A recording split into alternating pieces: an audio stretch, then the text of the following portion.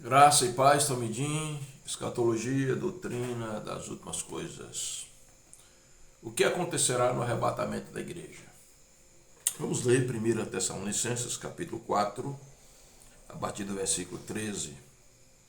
Eu quero, porém, irmãos, que sejais ignorantes acerca dos que já dormem, para que não vos entristeçais como os demais que não têm esperança. Porque se cremos que Jesus ressuscitou, que Jesus morreu e ressuscitou, assim também os que em Jesus dormem, Deus os tornará a trazer com ele. Digo-vos, pois, isto pela palavra do Senhor, que nós, os que ficarmos vivos para a vinda do Senhor, não precederemos os que dormem. Porque o mesmo Senhor descerá do céu, com alarido, com a voz de arcanjo e com a trombeta de Deus. Os que morreram em Cristo ressuscitarão primeiro. Depois nós, os que ficarmos vivos, seremos arrebatados juntamente com eles nas nuvens, a encontrar o Senhor nos aires. E assim estaremos sempre com o Senhor. Aqui está a descrição do apóstolo Paulo para os irmãos de Tessalônica, para a igreja dos Tessalonicenses, de como ocorrerá o arrebatamento e o que acontecerá no arrebatamento. Antes de entrarmos no texto de 1 Tessalonicenses, convém lembrar e repetir que a festa das trombetas é a ilustração do arrebatamento. O arrebatamento da igreja está ligado à festa de Yom Teruah, a festa das trombetas. Isso está em 1 Coríntios, capítulo 15, a partir do versículo 51, quando Paulo começa a dizer: eis que vos digo um mistério. Existem três grandes mistérios no Novo Testamento. O mistério da encarnação, que é chamado em 1 Timóteo 13,16 de o mistério da piedade. Ninguém sabe como se deu o milagre da encarnação. É mistério. O outro mistério é o mistério da Trindade. Nós explicamos a Trindade de forma didática, mas ninguém sabe explicar com propriedade a Trindade. É um mistério. Outro mistério é a união espiritual de Cristo com a igreja. Efésios 5:32, Paulo vai chamar isso de mistério. A própria igreja é um mistério escondido desde a eternidade. E o mistério de 1 Coríntios 15:51, esse que eu vos digo, um mistério. Como nós já estudamos, a festa bíblica que ilustrará o arrebatamento da igreja é Yom Teruah, a festa das trombetas. E ela se dava em um dia chamado dia oculto. No Salmo 81, por exemplo, eu vou ler para você. O Salmo 81, o verso 3, diz assim: tocai a trombeta na festa da lua nova, no tempo marcado para a nossa solenidade. Então a festa da lua nova era a festa misteriosa, porque a lua nova aparecia inesperadamente. Então não se podia se calcular quando ela ia aparecer. Por isso Paulo está dizendo que o arrebatamento será um mistério, ou seja, acontecerá iminentemente. Ninguém vai saber quando isso vai acontecer. Outra coisa interessante é que Paulo vai falar de o último toque da trombeta, o último toque do shofar. A festa das trombetas é exatamente chamada de festa das trombetas porque no dia da festa da lua nova e da trombeta, o shofar era tocado 99 vezes e o 100º toque, o último toque, era exatamente o toque que dava evasão à festa. Veja que o salmista diz: tocai a trombeta na festa da lua nova, que era o período em que acontecia o Yom Teruah, a festa das trombetas. Paulo vai dizer no versículo 52 de 1 Coríntios 15: esse que eu vos digo, mistério, nem todos dormiremos, mas transformados seremos todos num momento, no átomo, no abrir e piscar de olhos, ante o último toque do shofar. E aqui em 1 Tessalonicenses, voltando para o texto de Tessalonicenses, no capítulo 4, Paulo falará de maneira detalhada o que ocorrerá no arrebatamento da igreja. A primeira coisa é a intervenção de Miguel. Intervenção de Miguel. Onde é que está a intervenção de Miguel aqui, pastor? No verso 16 diz: o mesmo Senhor descerá do céu com alarido e com a voz do arcanjo. Esse arcanjo aqui é Miguel. Em Apocalipse 12, você vai encontrar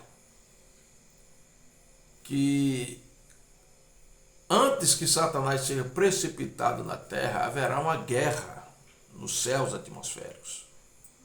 João disse: houve batalha no céu. Miguel e os seus anjos batalharam contra o dragão e os seus anjos batalharam contra Miguel, e o dragão não prevaleceu, ele foi precipitado na terra. Isso acontecerá exatamente na ocasião do arrebatamento da igreja, porque hoje o QG, o quartel-general de Satanás, é o céu atmosférico. Paulo diz que a nossa guerra é contra principados nas regiões celestiais. Efésios 6 e 12. Então, esse lugar, que é o QG de Satanás, o quartel-general dele, ele tem que ser limpo, porque vai ser ali o encontro de Cristo com a igreja. Daniel capítulo 12, quando Daniel vai falar que vai haver um tempo de angústia, de tribulação como nunca houve, ele vai dizer que naquele dia, naquele tempo, Miguel se levantará para defender Israel. Então você conecta Daniel capítulo 12, 1 Coríntios capítulo 1 Tessalonicenses capítulo 4 e Apocalipse capítulo 12, você encontra que exatamente antes da grande tribulação, no início da grande tribulação, e a grande tribulação começa assim que a igreja foi arrebatada, Miguel se levanta. Apocalipse 12, há uma batalha entre Satanás e os principados entre Miguel e os principados da maldade, Miguel e os seus anjos. O diabo é precipitado da terra, e quando ele vai caindo, a igreja vai subindo, vai sendo arrebatada. Então a igreja se encontra naquele lugar. Então a primeira coisa é a intervenção de Miguel para derrubar Satanás do céu atmosférico, lugar onde a igreja vai se encontrar com Cristo. Porque Satanás cai na terra, entra no anticristo, o anticristo se manifesta, se começa a grande tribulação, mas a igreja está exatamente arrebatada. A segunda coisa que acontece é exatamente a descida de Jesus do terceiro para o segundo céu. Veja o que Paulo diz: o mesmo Senhor descerá do céu, céu atmosférico limpo, o diabo precipitado na terra, por Miguel e pelos seus anjos, a igreja é arrebatada, e Cristo desce agora do terceiro céu. O mesmo Senhor descerá do céu. Do que céu? O terceiro, onde ele está. Paulo disse que foi arrebatado o terceiro céu. Se existe terceiro, porque existe segundo, existe primeiro. Segundo, porque existe primeiro. Então, primeiro céu, Urânios, o céu que nós vemos. Segundo céu, mesmo Urânios, o céu onde a igreja se encontrará com Cristo no arrebatamento. Terceiro céu, o céu de Cristo. Ele desce do terceiro para o segundo. E ali a igreja se encontra. O mesmo Senhor descerá do céu. A terceira coisa que vai acontecer é o alarido. Veja que o texto diz: mesmo o Senhor descerá do céu com alarido. O que é alarido? É um grito. Para que esse grito? Esse alarido é para despertar os que estão dormindo em Cristo, os que morreram em Cristo. Lembre-se que Jesus disse em João 5, 28, que muitos que estão no sepulcro ouvirão a voz do Filho do Homem. Daniel 12 diz que muitos que dormem no pó ressuscitarão. Paulo disse: nem todos dormiremos, mas seremos transformados. Mas os que dormiram serão despertados pelo alarido. Os que dormem, e Paulo vai dizer aqui, que esses que dormem, Paulo vai dizer no versículo 14: porque se cremos que Jesus morreu e ressuscitou, assim também os que em Jesus dormem, Deus os tornará a trazer com ele. Então esse alarido, quando ele desce, a primeira coisa que ele faz é gritar. E aqueles que estão no paraíso agora, os santos que morreram, que o Espírito está ali no paraíso, eles vêm acompanhados com Cristo, despertados, é uma linguagem metafórica, o Espírito entra no corpo e aí eles ressuscitam. Aí se começa a segunda ordem da primeira ressurreição. A primeira ressurreição, Cristo e as primícias. A segunda, agora, a colheita geral do arrebatamento, o alarido. Em quarto lugar, o centésimo toque do chofar. Aqui o chofar é tocado. Veja, o mesmo Senhor descerá do céu com o alarido, a voz do arcanjo e com a trombeta de Deus. O próprio Deus aqui não é uma trombeta de um anjo. Você não confunda essa trombeta com a trombeta de Apocalipse 7, 8, até capítulo 11 de Apocalipse. Não. Aqui o toque do chofar, o próprio Deus tocará a trombeta, como diz Zacarias 9,14, que o próprio Deus tocará a trombeta. Então, quando houver o último toque do chofar, no átomo, ou no tempo indivisível, nós seremos transformados. Amanhã eu vou falar sobre como serão os corpos transformados, para esse vídeo não ficar tão grande. Nós seremos transformados, então se dará a transformação do nosso corpo, que será um corpo, como Paulo vai dizer em 1 Coríntios 15, 53, um corpo celeste, incorruptível, glorioso, poderoso, espiritual e imortal. E aí o que vai acontecer? A ausência da igreja na terra vai causar perplexidade. Aquilo que o filme Deixados para Trás bem ilustra, né? Aviões caindo, pilotos sendo arrebatados, carros se chocando, um colapso, a ausência, a perplexidade. Jesus falou sobre isso em Lucas, no capítulo 17, versos 34 ao 36. Veja o que Jesus disse: digo-vos que naquela noite estarão dois numa cama, um será tomado e outro será deixado. Arrebatamento. Vai acordar, procurar a esposa, o esposo, o arrebatamento.